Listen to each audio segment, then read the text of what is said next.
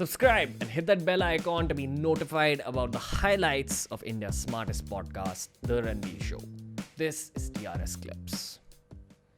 Abhi in spiritual times, like this whole situation we're going through for the last 1.5 years with COVID, what is happening? Like, I mean, all of us are collectively going through this as souls. So many people have lost family members. So many people have seen suffering.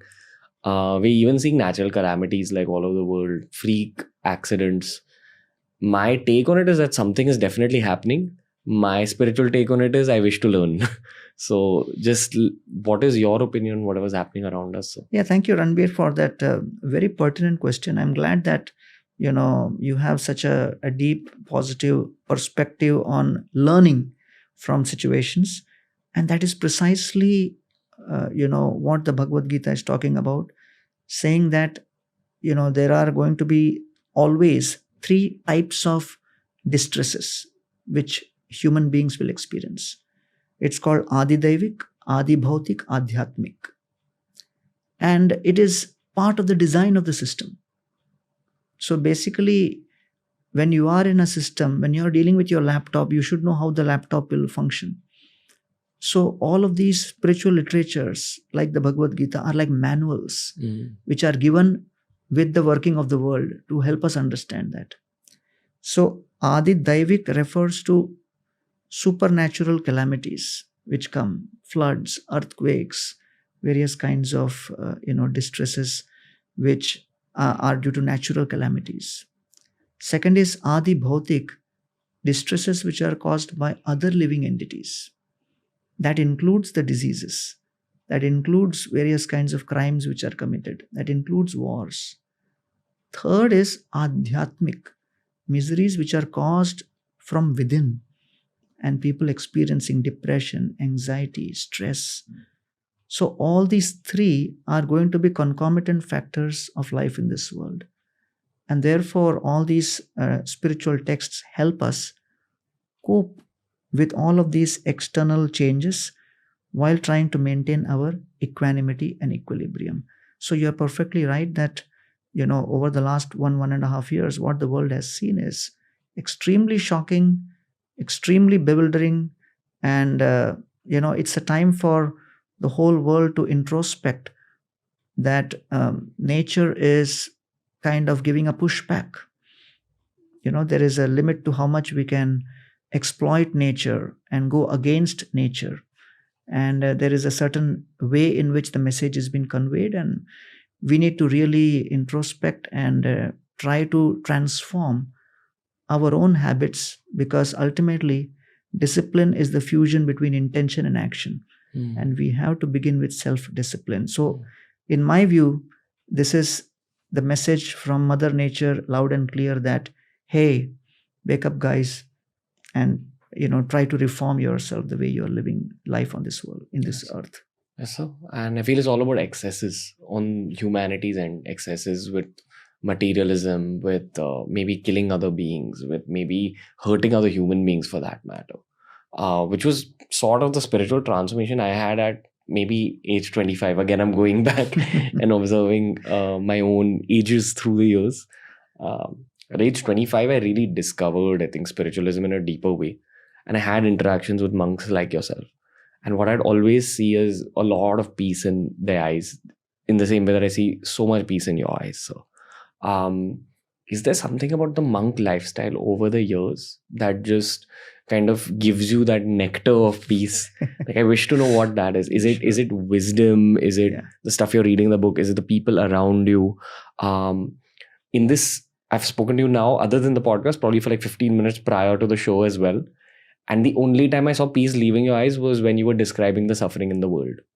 So my take on that is that a true monk always lives for the world and lives for the ones around them. And if that is your purpose, then you are supposed to emit peace, emit positivity, happiness.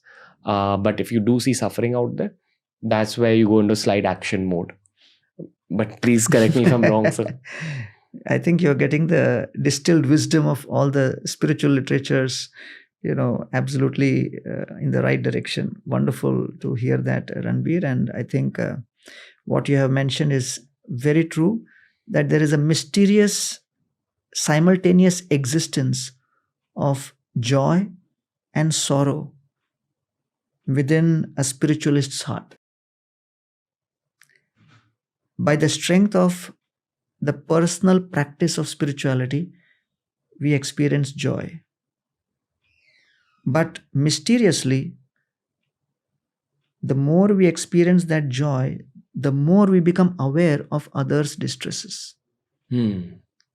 So this is the very mystical, simultaneous existence of joy and sorrow within the heart of a compassionate soul. And such a compassionate soul is known as Vaishnav.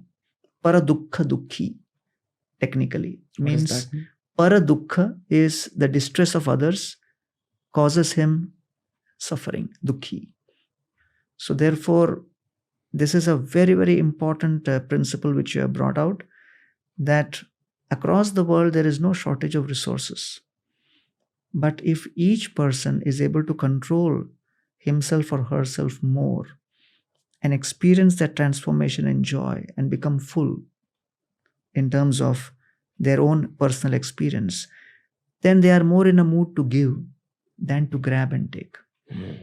So coming back to your original question on what makes monks feel more peaceful, is that typically every person in this world, the story of the world, material world, and story of our life can be encapsulated in terms of 8 items, which is there in the Srimad Bhagavatam.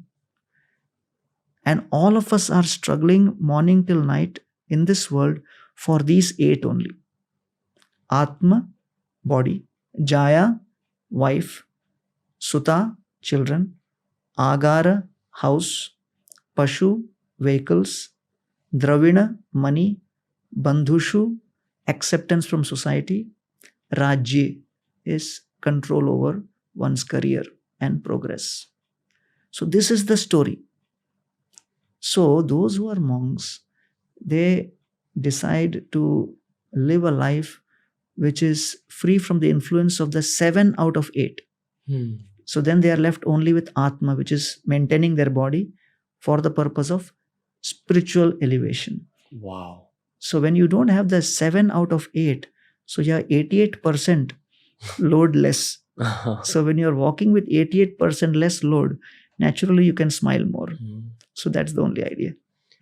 Very stupid question for you, sir, as a follow-up. When you're in a car and there's nothing happening, no one's talking to you, you're just looking outside, you're looking at the trees, what's going on in your head? I think of Lord Chaitanya's verse which says, Trinadapi sunichena taroriva sahishnuna amanina manadena kirtaniya sadahari. Let us become humbler than a blade of grass, more tolerant like a tree, ready to give all respect to others and expecting none in return. So the tree is actually, you have beautifully brought out this point, is one of the most significant items glorified in the Bhagavatam. When Krishna looks at the trees in Vrindavan, he says, look at these trees, they are an emblem of paropkar, of doing good for others. Because Vata Varsha Atapa Himan Sahanto Varayantina, they tolerate heat, they tolerate rains, they tolerate all kinds of things. In recent cyclone you saw, they tolerate, but they try to protect others. So then Krishna says that this is my definition of what is the paradigm of success in life. Etavat janma safalyam. This is the success in life. Why? Pranair arthair diya vacha shreya acharanam. When with our prana, with our wealth, with our intelligence, with our words, we are trying to benefit others. So the trees are a symbol of total dedication for compassionate service to others. Trees are something that I've been very drawn to. The more I meditate, the more I'm drawn to trees. My team knows that. Like, they make fun of this also, but I don't know, it's something that's always happened. So